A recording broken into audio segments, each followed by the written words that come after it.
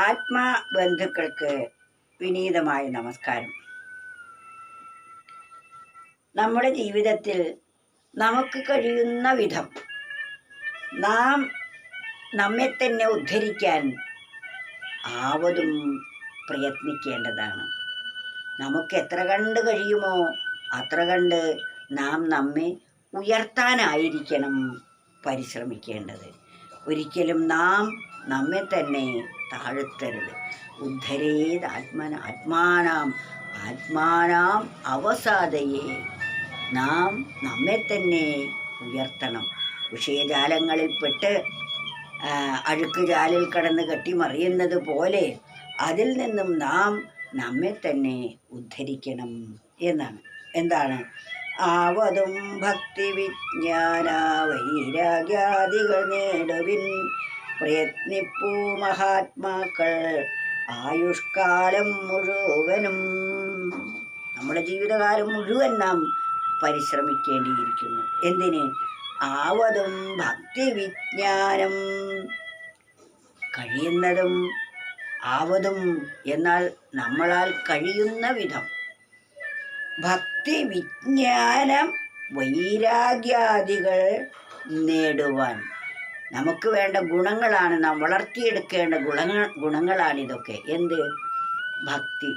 ഇടവിടാതെ ആ ഈശ്വര സത്തയിലേക്ക് നമ്മുടെ മനസ്സിനെ ഒഴുക്കി വിടുന്നതാണ് ഭക്തി.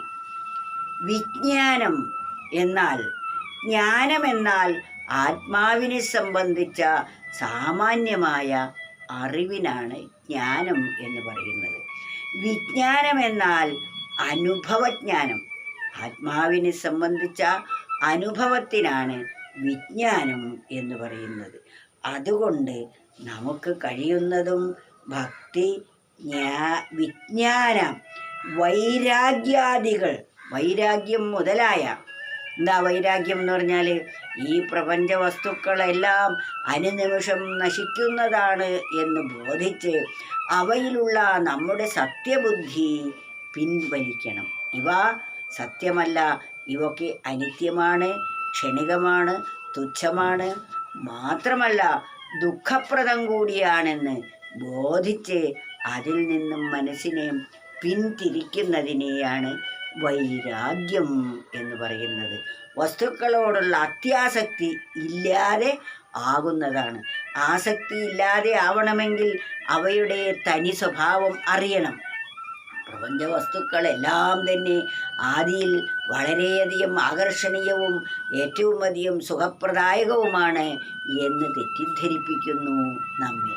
എന്നാൽ ഇവ ആകർഷണീയങ്ങൾ അല്ല. അവയിൽ നമുക്ക് ആകർഷണീയത തോന്നുന്നത് അതിൻ്റെ പിന്നിൽ വർത്തിക്കുന്ന ആ പരമാത്മാവിൻ്റെ ചൈതന്യം കൊണ്ടാണ്. അതാണ് ആകർഷണീയമായിരിക്കുന്നത്. പക്ഷേ അജ്ഞാനം കൊണ്ട് നാം അതിൻ്റെ ആകർഷണീയത വസ്തുക്കളിൽ ആരോപിക്കുന്നു. വസ്തുവിൽ ഒരാകർഷണീയതയും ഇല്ല. വസ്തു ഏതുപോലെയാണ്? ഒരു ശവമായി കിടക്കുന്ന ഒരു ശരീരത്തെ അലങ്കരിക്കുന്നത് പോലെയാണ്. ശവമായിരിക്കുന്ന ഒരു സ്ത്രീയെ നാം എത്ര സുഗന്ധ ഊറുന്ന പുഷ്പങ്ങളെ കൊണ്ടും ആഭരണങ്ങളെ കൊണ്ടും അലങ്കരിച്ചാലും അതുകൊണ്ട് വല്ല പ്രയോജനവുമുണ്ടോ? അതുപോലെയാണ്, പോലെയാണ് ഈ പ്രപഞ്ച വസ്തുക്കൾ എല്ലാം എന്നാണ് മഹാത്മാക്കൾ പറയുന്നത്. അതുകൊണ്ട് ആവതും ഭക്തി വിജ്ഞാന വൈരാഗ്യാദികൾ നേടുവാൻ പ്രയത്നിപ്പൂ മഹാത്മാക്കൾ ആയുഷ്കാലം മുഴുവനും. മഹാത്മാക്കളായ ആളുകൾ ജീവിതകാലം മുഴുവനും ഭക്തിയും വിജ്ഞാനവും വൈരാഗ്യാദികളും വളർത്താൻ പ്രയത്നിച്ചുകൊണ്ടേയിരിക്കുന്നു. ഇവ ഒരിക്കൽ അങ്ങ് ഉണ്ടായാൽ പോരാ, ഇത് ജീവിതകാലം മുഴുവൻ നിലനിർത്തേണ്ടതാണ്. കുറച്ച് ഭക്തി വിജ്ഞാനവും വൈരാഗ്യവും ഒക്കെ കുറച്ചുണ്ടായി കഴിഞ്ഞു, പിന്നെ അശ്രദ്ധയാണെങ്കിൽ അതെല്ലാം പോയി വീണ്ടും വിഷയജാലങ്ങളിൽ നാം കുടുങ്ങിപ്പോകും. അത് കണി പോലെയാണ്.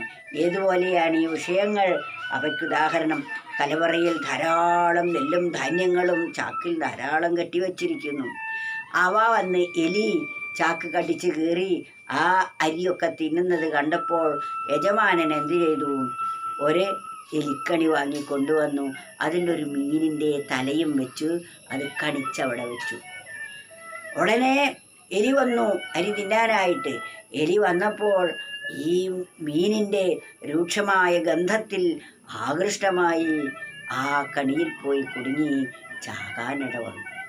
ഇതേപോലെയാണ് ഇഷ്ടംപോലെ കലവറയിൽ അരി ഉണ്ടായിട്ടും ആ അരിയിൽ ശ്രദ്ധിക്കാതെ ഈ കണിയിൽ വച്ചിരിക്കുന്ന മീൻതലയിൽ കുടുങ്ങി ചാവുന്നത് പോലെയാണ് ഈ നിസാരമായ ലോകവസ്തുക്കളിൽ കുടുങ്ങി ഓരോരുത്തരും മരിച്ചു പോകുന്നത്.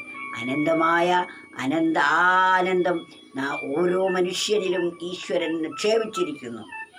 അതാണ് കലവറയിൽ അനവധി ചാക്കരികൾ ഉണ്ടായിട്ടും അതറിയാതെ തുച്ഛമായ ഇന്ദ്രിയ സുഖങ്ങളിൽ മയങ്ങി ജീവിതത്തെ ഹോമിക്കുകയാണ് ചെയ്യുന്നത്.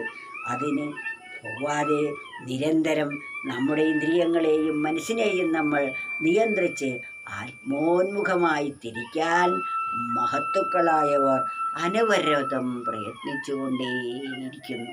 നമ്മളും ചെയ്യേണ്ടത് അതാണ്. എവിടെ പ്രയത്നം കൈവിടുന്നുവോ അവിടെ പതനമായിരിക്കും ഫലം. അതുകൊണ്ട് ആവതം ഭക്തി വിജ്ഞാനം വൈരാഗ്യാദികൾ നേടുവാൻ പ്രയത്നിപ്പൂ മഹാത്മാക്കൾ ആയുഷ്കാലം മുഴുവനും.